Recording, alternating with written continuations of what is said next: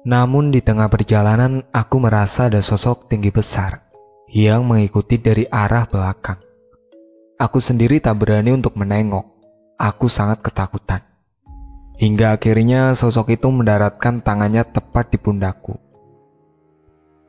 "Rani," ucap sosok itu. "Siapa kamu?" tanya Rani tergesa-gesa tanpa menoleh ke arah belakang. "Rani," ucapnya dengan suara yang semakin mengeras. Aku sangat ketakutan. Aku pun mencoba menoleh ke arah belakang. Nampak sosok genderuwo tinggi besar sedang menatapku begitu tajam. Aku pun lari dan kemudian terjatuh. "Aduh," ucapku dan langsung tersadar dari mimpi. Ternyata semua itu hanya mimpi. Aku benar-benar merasa semua itu bukanlah mimpi. Semua yang kualami di dalam mimpi tersebut nampak benar-benar nyata adanya. Aku pun berpikir apakah ini adalah sebuah petunjuk atau ulah setan yang ingin menyesatkanku. Aku pun memberanikan diri untuk bercerita kepada ibu, agar ibu bisa membantuku menemukan solusi supaya aku tidak salah dalam mengambil keputusan. Ibuku pun nampak kaget saat mendengar ceritaku.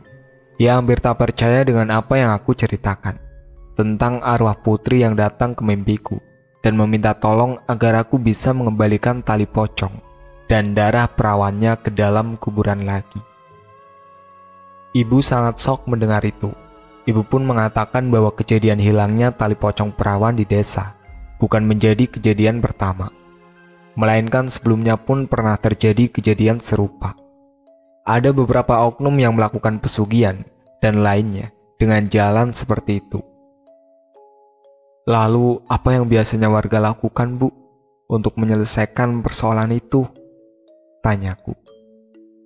"Tidak pernah ada yang berani untuk menuntaskan persoalan itu, Ran," ucap ibu.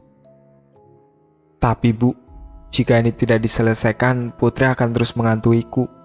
Bahkan bisa saja ia mendatangi warga-warga lain," ucapku. "Itu akan terjadi di minggu-minggu pertama. Setelahnya pasti akan menghilang dengan sendirinya," ucap ibu. "Tapi Bu," tanyaku. "Sudah, kamu jangan ikut campur persoalan ini. Biarkan saja ini di luar kendalimu, Ran," ucap ibu. Aku pun hanya terdiam saat ibu mengatakan hal itu. Aku benar-benar tidak habis pikir dengan orang-orang yang bertindak bodoh seperti itu. Padahal kasihan para arwah perawan tersebut. Pasti ia tidak akan pernah tenang di alamnya. Contohnya Putri. Aku pun berniat untuk melakukan penyelidikan seorang diri. Aku tak ingin sahabatku meninggal tidak tenang. Aku tak ingin ia terus-menerus menderita karena kematiannya ini. Keesokan harinya aku menuruti permintaan Putri untuk datang ke kuburannya tepat jam 11 malam. Entah apa yang akan terjadi di sana, aku sudah menyiapkan semuanya. Malam harinya, aku izin kepada ibu untuk pergi keluar rumah. Namun aku tidak mengatakan bahwa aku hendak pergi ke kuburan Putri. Aku pun membawa beberapa perlengkapan seperti ponsel untuk merekam kejadian yang ada di kuburan nantinya. Senter sebagai penerangan, dan juga Al-Quran sebagai peganganku. Aku pun mulai beranjak pergi menuju pemakaman umum desa. Malam itu tepat 2 malam setelah kematian Putri. Sebenarnya aku sangat merinding saat harus pergi ke kuburan. Namun ini semua demi Putri. Meskipun aku berjalan seorang diri, tetapi aku merasa ada sosok lain yang menemani langkahku. Sesampainya di kuburan Putri, aku melihat ada aktivitas janggal. Tepat di kuburan Putri, ada 2 pemuda yang sedang membongkar makam Putri. Mereka sudah membongkar sangat dalam. Aku tidak berani mendekat ke arahnya, sebab mereka nampak begitu kuat dengan badan berisinya. Terlebih lagi mereka adalah 2 pemuda yang terlihat sangat tangguh. Jika dibandingkan denganku, maka aku tidak ada apa-apanya. Jika aku mendekat, mereka pasti tak segan untuk mencelakaiku. Akhirnya aku pun memutuskan untuk merekam semua pergerakannya. Setelah itu, aku akan memikirkan semua tindak lanjut yang akan aku lakukan. Mereka nampak mengambil satu sisa tali pocong milik Putri. Aku yakin malam sebelumnya ia jugalah yang mengambil satu tali pocong lain milik Putri, sekaligus mengambil sisa darah dalam tubuh Putri. Setelah mereka mengambil apa yang mereka butuhkan, mereka pun kemudian kembali ke rumahnya. Aku mengikuti semua pergerakan mereka. Mereka merupakan pemuda desa ini. Namun aku sangat jarang melihat mereka menampakkan wajah di desaku. Mereka bukan kembali ke rumahnya, melainkan mampir ke sebuah gubuk sepi tak jauh dari kuburan desa. Aku seperti mengenal kedua pemuda itu. Jika tidak salah, mereka adalah Tony dan Ari. Tony orang yang telah mengirimkan sihir berupa penyakit kepada Putri karena sakit hati. Dan Ari merupakan pemuda paling kaya di desa. Namun keduanya merupakan warga yang sangat jarang bersosialisasi di desa. Saat mereka tiba di gubuk yang tak jauh jaraknya dari kuburan, mereka ternyata bertemu dengan seorang dukun yang sudah siap dengan berbagai ritual di depannya. Aku pun mendengarkan semua obrolan mereka. "Kami sudah berhasil mendapatkannya lagi, Ki," ucap Tony dan Ari. "Bagus, letakkan di atas sesajian dan kita akan lakukan ritual," ucap dukun itu. "Apa saya bisa menjadi orang yang lebih kaya dari sebelumnya, Ki?" ucap Ari. "Jelas bisa. Semua usahamu akan berjalan dengan lancar dan akan menjadi usaha yang paling sukses. Sebab kamu sudah memberikan 2 tali pocong perawan berikut darah perawannya untuk dijadikan persembahan pada ritual ini," ucap dukun. "Apa saya juga bisa mendapatkan wanita yang saya incar, Ki?" tanya Tony. "Tentu. Kalian harus tahu jika darah perawan dan tali pocong perawan itu memiliki kekuatan magis yang sangat luar biasa. Dan kalian bisa memperoleh apa saja yang dimau," ucap dukun tersebut. "Dasar manusia-manusia biadab. Demi kepuasan dunia kalian melakukan pemujaan yang tidak semestinya," ucapku dalam hati. Mereka pun kemudian memulai sebuah ritual dengan dipandu oleh sang dukun.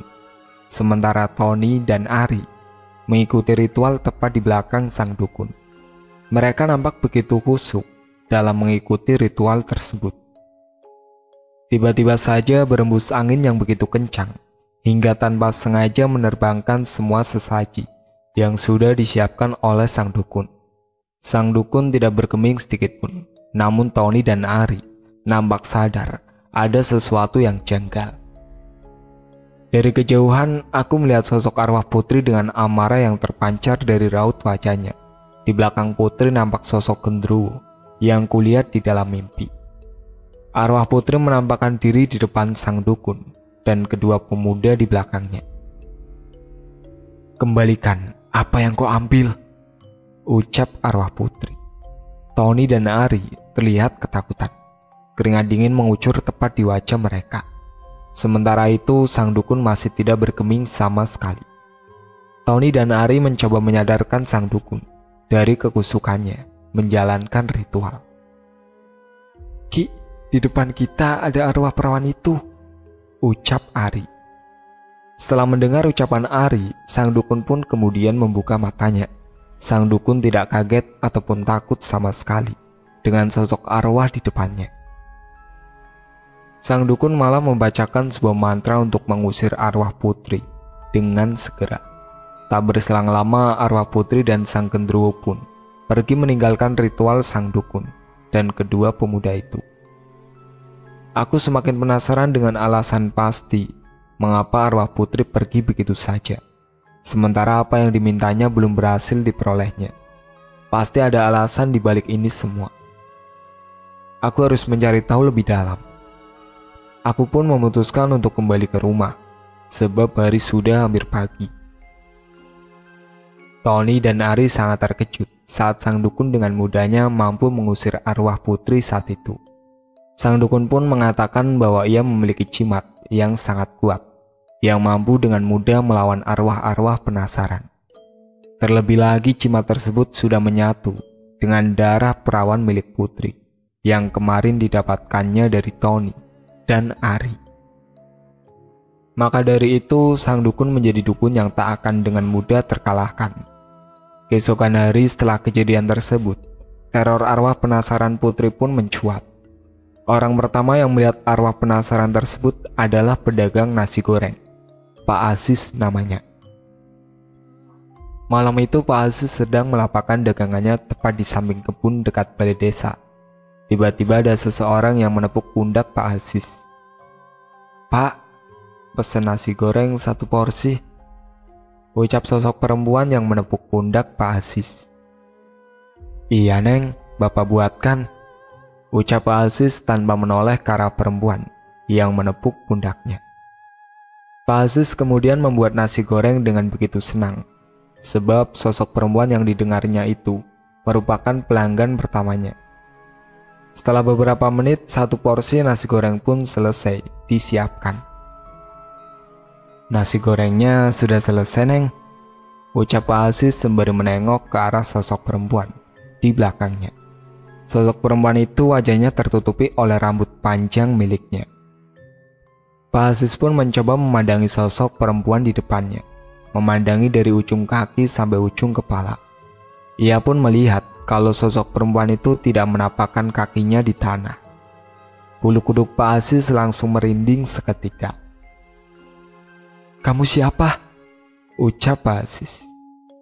"Kembalikan milik saya," ucap sosok perempuan itu yang ternyata adalah sosok arwah penasaran putri.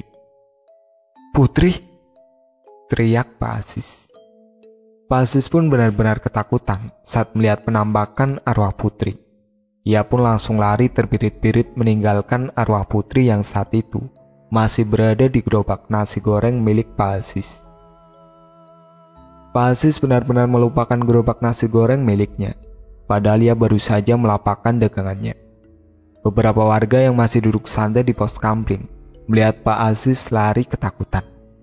Keringat Pak Aziz mengucur begitu deras. Nafasnya pun benar-benar tergesa-gesa. "Pak Aziz, kenapa?" tanya salah seorang warga.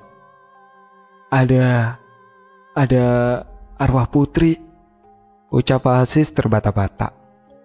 Seluruh warga yang saat itu berada di pos kamling kaget dengan ucapan Pak Aziz. Bahkan di antara mereka banyak yang tidak percaya dengan ucapan Pak Aziz. "Gak mungkin orang sudah meninggal nongol begitu saja Pak," ucap salah seorang warga.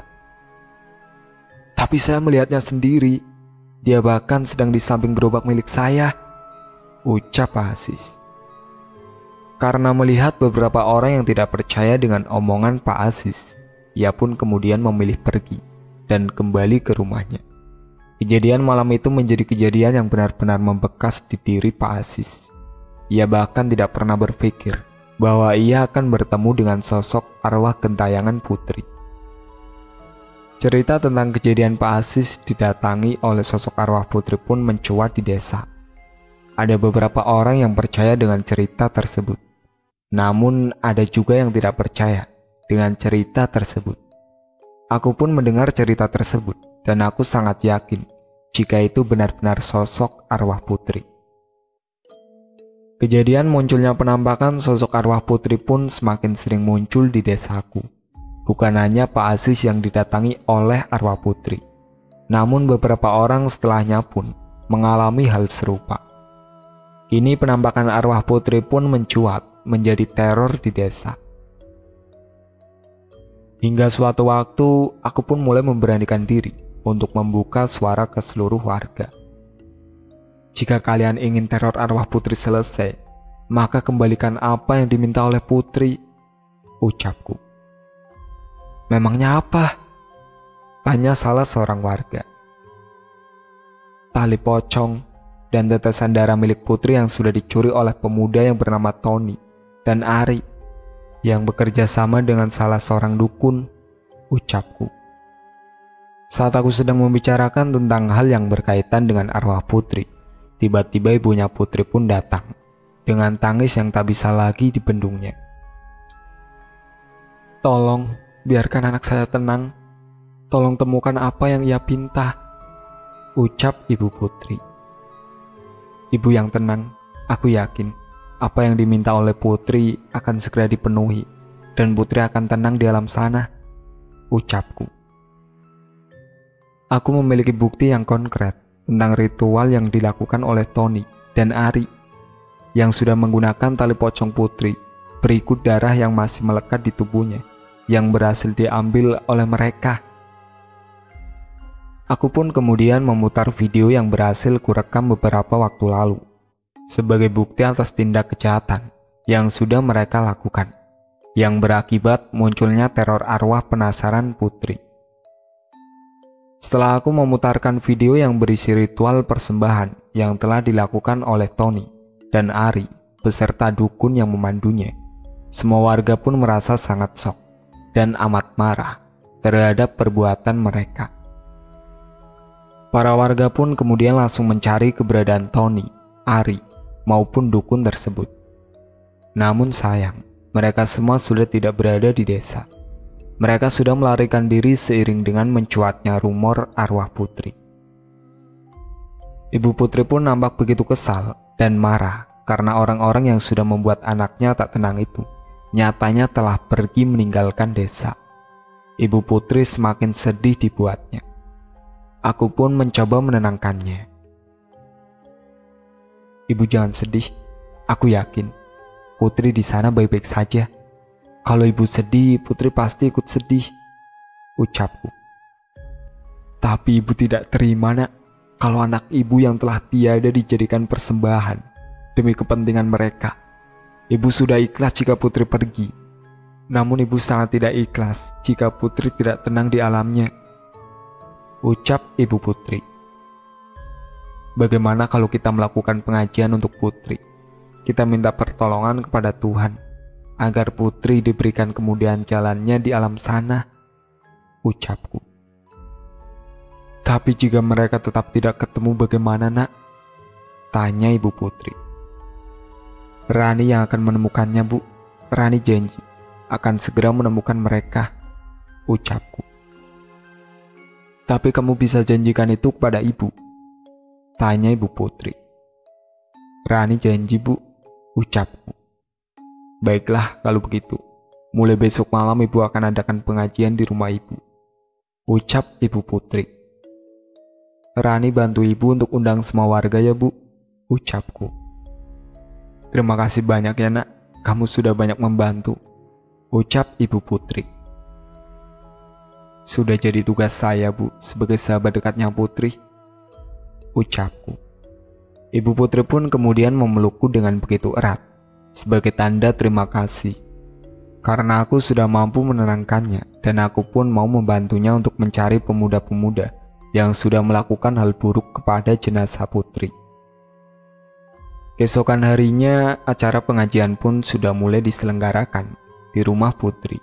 Banyak sekali warga yang berbondong-bondong untuk datang ke rumah Putri dan mendoakan Putri agar ia tenang di alam sana. Aku dan ibu pun turut hadir dalam acara pengajian perdana tersebut. Lantunan ayat suci Al-Quran pun bersaut-sautan satu sama lain di rumah Putri. Selepas itu, aku mendengar suara tangisan dari arah kamar Putri. Aku pun penasaran dengan suara tersebut. Aku pun kemudian memberanikan diri untuk meminta izin kepada ibunya Putri agar aku memperbolehkan untuk masuk ke kamar Putri. Ibu, apa boleh Rani melihat kamar Putri? Ucapku. Memangnya untuk apa, nak? Tanya Ibu Putri. Rani kangen sekali sama Putri, Bu. Dulu sebelum Putri meninggal, hampir setiap hari aku datang dan bermain di kamar Putri. Aku rindu saja dengan Putri, Bu. Apa boleh, Bu? Tanyaku kembali. Boleh. Asal jangan pindahin barang apapun dari kamar Putri ya, nak. Karena hanya kamar Putrilah pengobat rindu ibu, ucap Ibu Putri. Pasti, Bu, ucapku. Aku pun kemudian beranjak menuju kamar Putri. Saat itu kamar Putri sedang tidak dikunci. Aku yakin ibunya Putri baru saja masuk ke kamar Putri. Aku pun kemudian masuk dan melihat sekeliling kamar Putri. Tanpa sadar, aku pun meneteskan air mata. Aku begitu rindu dengan Putri. Aku pun kemudian duduk tepat di atas ranjang milik Putri. Dalam waktu sesaat, aku pun mencoba memejamkan mata untuk sekedar melepas rindu tanpa temu ini. Namun tak lama setelahnya, aku merasakan ada sosok lain datang menghampiriku dan duduk tepat di sampingku. Aku pun memberanikan diri untuk menatap ke arahnya. "Putri," ucapku. "Rani, aku sangat rindu kamu," ucap arwah Putri yang saat ini tepat di sampingku. Seketika saja mulutku tak mampu untuk bersuara. Tubuhku rasanya sangat kaku.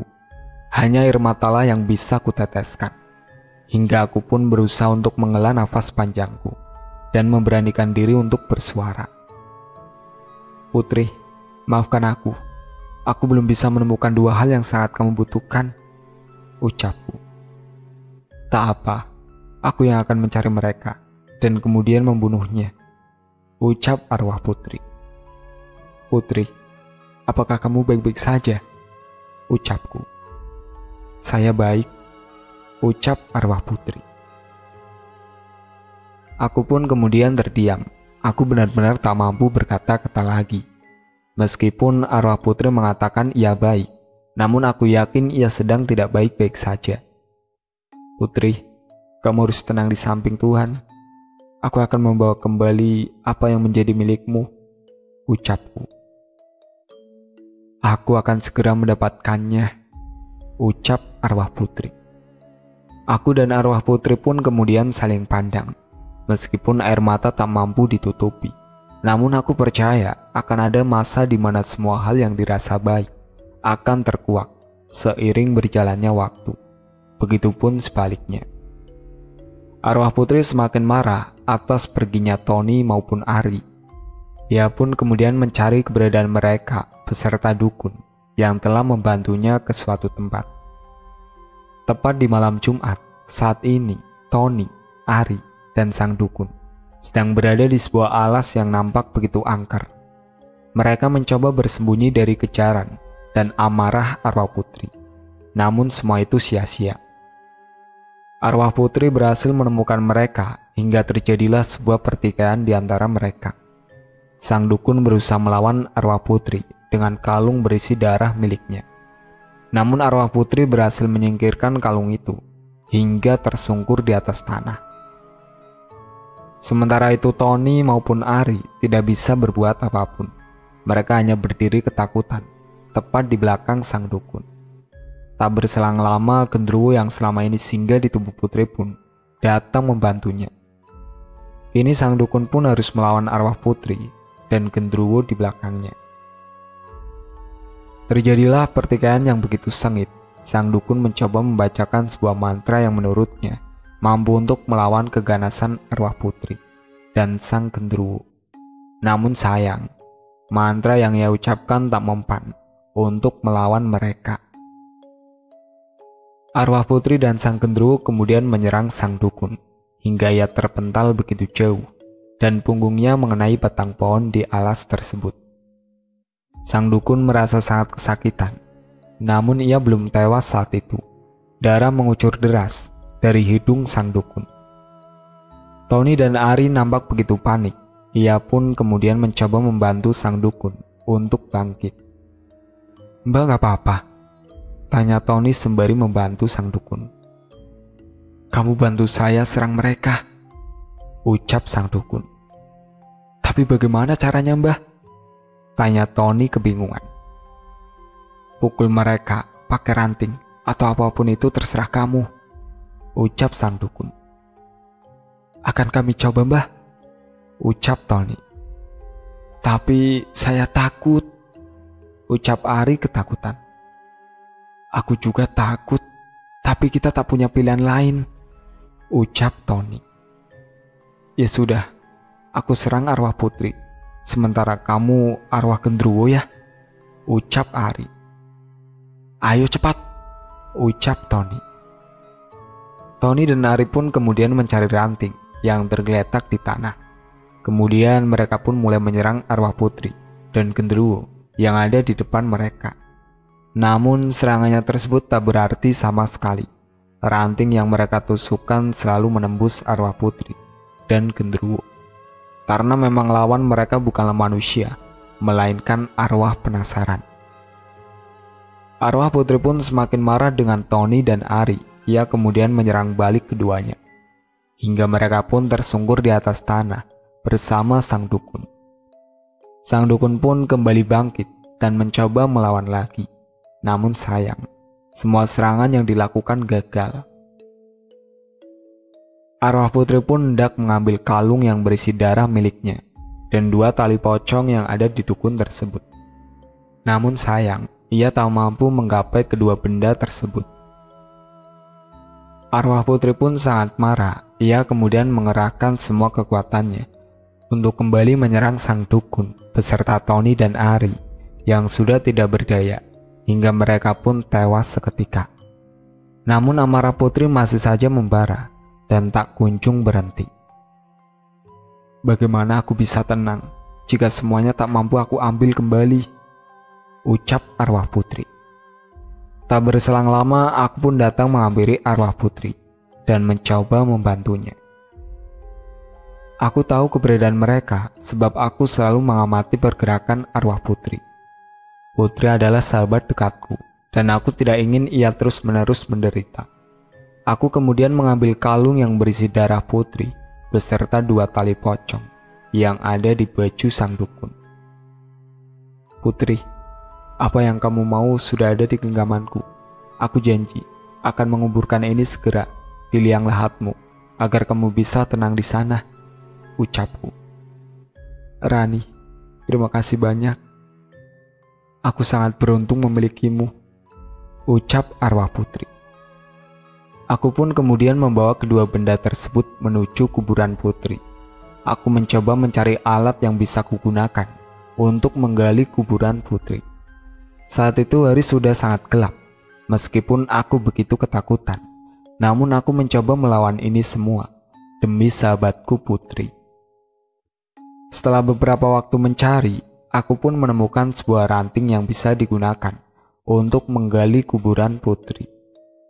Butuh waktu yang tidak sebentar untuk bisa menggali dengan dalam agar 2 benda yang saat ini ada di genggamanku bisa kukuburkan. Meskipun dengan susah payah, akhirnya aku pun berhasil menggali kuburan putri, meskipun tidak sampai ke dasarnya. Aku pun menguburkan kalung berisi darah putri dan 2 tali pocong putri ke dalam liang lahat, dan kemudian menutupnya kembali. Putri pun tersenyum melihatku, dan tak lupa ia mengucapkan terima kasih kepadaku. Tak berselang lama, arwah putri bersama sang genderuwo pun menghilang. Aku merasa sangat lega karena akhirnya arwah putri sudah tidak lagi menjadi arwah penasaran. Kisah pelik yang dialami putri memberikan banyak pembelajaran bagiku tentang bagaimana kita bersikap ataupun tentang bagaimana kita berucap. Tidak sembarangan membuang pembalut yang masih berisi darah haid dan tidak semena-mena merendahkan orang lain hanya karena kita tidak menyukainya. Semenjak itu, aku menjadi lebih berhati-hati dibandingkan sebelumnya. Itulah akhir cerita Dara Perawan Desa. Sekian dari saya. Wassalamualaikum warahmatullahi wabarakatuh.